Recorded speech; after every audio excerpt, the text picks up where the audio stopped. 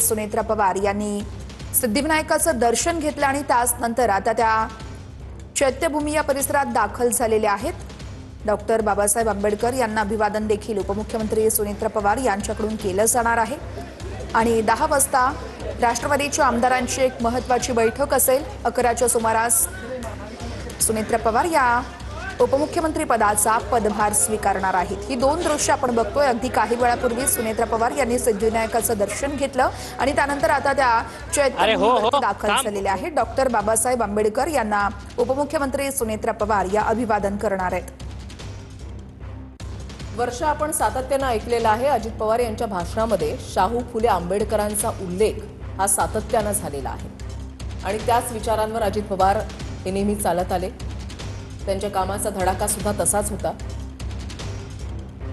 शाहू फुले आंबेडकरांचा उल्लेख अजित पवार जरी करत असले तरी आता चैत्यभूमीवर जात डॉक्टर बाबासाहेब आंबेडकर यांना अभिवादन करत सुनेत्रा पवार याच्या दिवसाची सुरुवात करतायत। महत्त्वाचा आणि मोठा दिवस त्यांच्या आयुष्यामधला, ज्यावेळेला त्या पहिल्या महिला उपमुख्यमंत्री म्हणून पदभार स्वीकारणार आहेत, तर त्यावेळेला सुरुवातीला त्यांनी बाप्पाचं दर्शन घेतलेलं आहे। गणपती बाप्पाचं दर्शन घेतलंय। सिद्धिविनायक मंदिरामध्ये त्या गेलेल्या होत्या आणि आता राष्ट्रवादीमधल्या महत्त्वाच्या नेत्यांसोबत त्या चैत्यभूमीवर जात डॉक्टर बाबासाहेब आंबेडकर यांना अभिवादन करण्यासाठी पोहोचलेल्या आहेत। ही दोन दृश्य आपण बघत आहोत। अगदी काही वेळापूर्वीच राज्याच्या पहिल्या महिला उपमुख्यमंत्री सुनेत्रा पवार यांनी सिद्धिविनायकाचं दर्शन घेतलं आणि त्या आता चैत्यभूमी परिसरात दाखल झाल्याची ही दुसरी दृश्य आहेत। या ठिकाणी डॉक्टर बाबासाहेब आंबेडकर यांना अभिवादन केलं जाईल आणि त्यानंतर त्या विधान भवनात जाऊन आमदारांची एक महत्त्वाची बैठक घेतील। या बैठकीमध्ये आमदारांची मतं जाणून घेतली जातील। नेमकी कोणकोणत्या मुद्द्यांवर चर्चा केली जाते हे पाहणं अतिशय महत्त्वाचं असेल आणि त्यानंतर सुनेत्रा पवार या पहिल्या महिला उपमुख्यमंत्री म्हणून आपल्या पदाचा पदभार स्वीकारणार आहेत। शिवाय त्या रात्री दिल्लीला जाणार असल्याचं देखील कळतंय। गेल्या काही दिवसांपासून राष्ट्रवादीच्या विलीनीकरणासंदर्भात अनेक चर्चा रंगवल्या जात आहेत। त्याच अनुषंगाने आता नेमक्या काय घडामोडी घडतात हे पाहणं अतिशय महत्त्वाचं असेल। या संदर्भातल्या चर्चा ज्या आहेत त्या सध्या सुरू आहेत आणि या चर्चांनी सध्या जोर धरलेला आहे।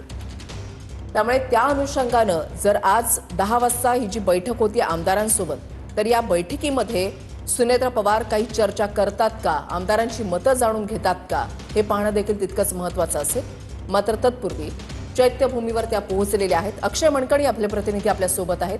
थेट जाऊयात अक्षय यांच्याकडे। अक्षय, आपण पाहतो तर ऋषाली उपमुख्यमंत्री सुनेत्रा पवार या आज आपल्या मंत्रालयामध्ये पदभार स्वीकारणार आहेत आणि त्या अगोदर ते आता चैत्यभूमी या ठिकाणी अभिवादनासाठी दाखल झालेले आहेत। थोड्या वेळापूर्वी उपमुख्यमंत्री सुनेत्रा पवार आणि राष्ट्रवादी काँग्रेस पक्षाचे इतर महत्त्वाचे नेते मंडळी जे आहेत ते सिद्धिविनायक मंदिरामध्ये दाखल झालेले होते आणि सिद्धिविनायक मंदिरामध्ये त्यांनी सिद्धिविनायकांचं दर्शन घेतलं आणि त्यानंतर आता ते थेट चैत्यभूमीवर दाखल झालेले आहेत आणि चैत्यभूमीवरती डॉक्टर बाबासाहेब आंबेडकर यांना अभिवादन करत पुन्हा एकदा त्या पक्ष कार्यालयात अर्थात राष्ट्रवादी काँग्रेस पक्षाचं जे प्रदेश कार्यालय आहे मंत्रालयाच्या समोर A4 बंगला, त्या बंगल्यावरती जाणार आहे।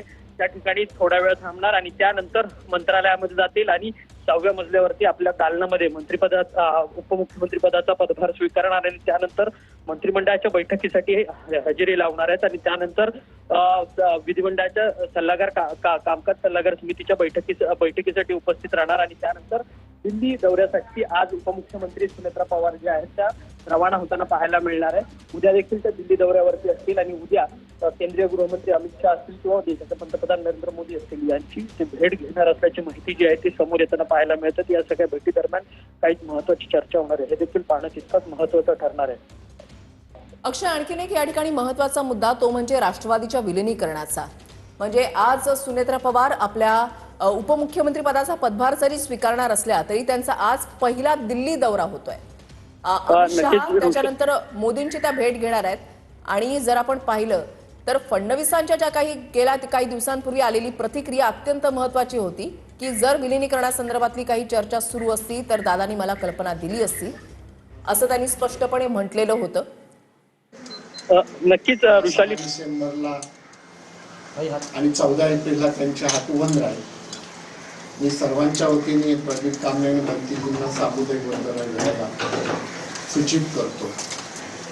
बुद्धं नमामि धम्मं नमामि संघं नमामि नमो तस्स भगवतो अरहतो सम्मा संबुद्धस्स. काय भूमिका घेणार याकडे? नाही, भूमिका स्पष्ट आहे.